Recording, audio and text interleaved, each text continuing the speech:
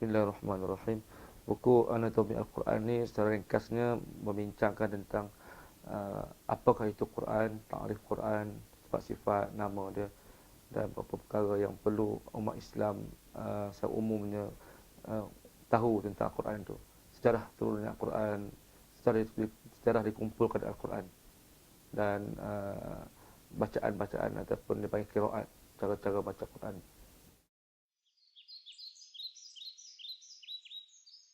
Okay. Buku Anatomi Al-Quran ni secara umumnya ialah buku mengenai uh, pengenalan pada Al-Quran itu, yang merangkumi definisi Al-Quran, sifat-sifat, nama-nama, tujuan Al-Quran diturunkan, kandungan Al-Quran, pengumpulan Al-Quran, dan bagaimana Al-Quran itu dikumpulkan bermula daripada zaman Nabi, sahabat dan peringkat-peringkat Al-Quran itu diturunkan. Jadi secara umumnya tujuannya adalah untuk memberikan satu maklumat ringkas dan umum kepada umat Islam khususnya dan bukan Islam secara amnya.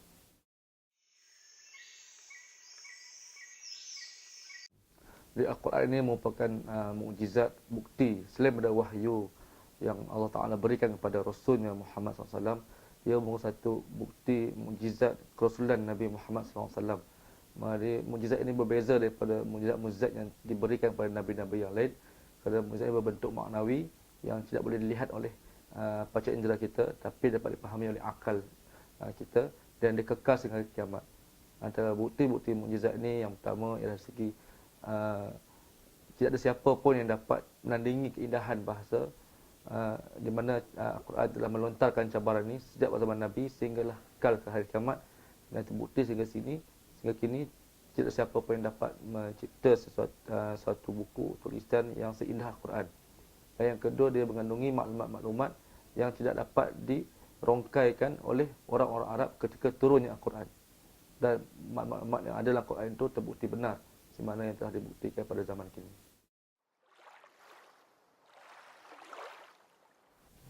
Jadi merujuk pada soalan ini, jadi yang utama kenapa Al-Quran diturunkan dalam bahasa Arab ialah kerana Nabi Muhammad itu sendiri ialah seorang bangsa Arab. Jadi secara logiknya Al-Quran itu mesti diturunkan dalam bahasa Arab kerana masyarakat yang pertama yang Nabi kena hendak seru itu ialah masyarakat Arab. Itu yang pertama. Yang kedua, kerana pada pendapat saya kerana bahasa di akhirat nanti ialah bahasa Arab. Jadi sesuai Al-Quran sebagai wahyu yang terakhir diturunkan dalam bahasa Arab. Dan yang ketiga, kerana keindahan yang ada pada bahasa Arab yang tidak ada pada bahasa-bahasa lain. Ini dapat dikenal pasti oleh mereka yang belajar bahasa Arab, terutamanya mereka yang mahir dalam sastra Arab, dapat melihat keindahan dan kelebihan-kelebihan yang ada pada bahasa Arab yang tidak ada pada bahasa-bahasa lain. Dan ini tidak menjadi masalah kepada mereka yang tidak yang bukan yang berbahasa Arab, kerana Al-Quran ini dapat difahamkan kepada orang yang bukan bangsa Arab melalui dua cara. Yang pertama, yang bukan berbangsa Arab tu mereka belajar bahasa Arab, dan yang kedua ialah proses penterjemahan Al-Quran itu kepada bahasa-bahasa asing yang dibenarkan oleh ulama dengan syarat-syarat tertentu.